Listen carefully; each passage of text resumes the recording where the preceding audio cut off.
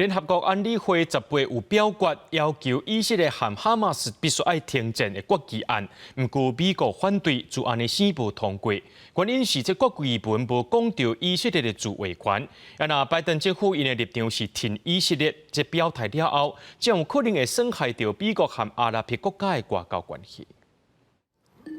联合国安理会10月表决由巴西起草，要求以色列甲哈马斯暂时停火。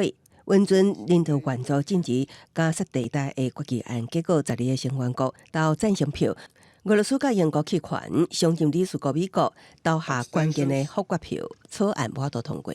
The United States is disappointed this resolution made no mention of Israel's rights of self-defense. We are on the ground doing the hard work of diplomacy.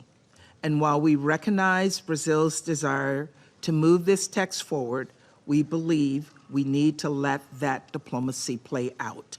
这项提案内容也谴责哈马斯的恐怖攻击，甲一切针对平民的暴力，呼吁无条件释放所有人质，佮要求以色列取消要求加沙平民向南撤离的命令。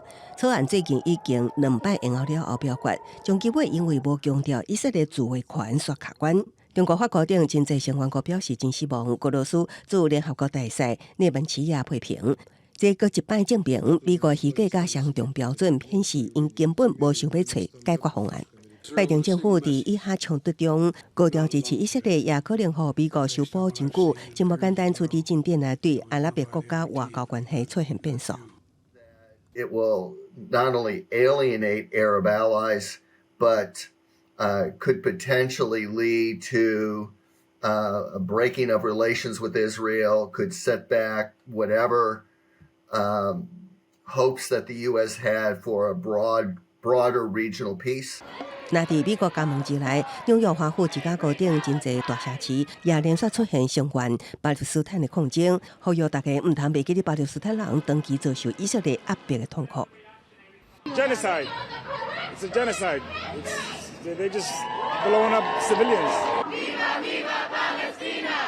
公视新闻是会中编译。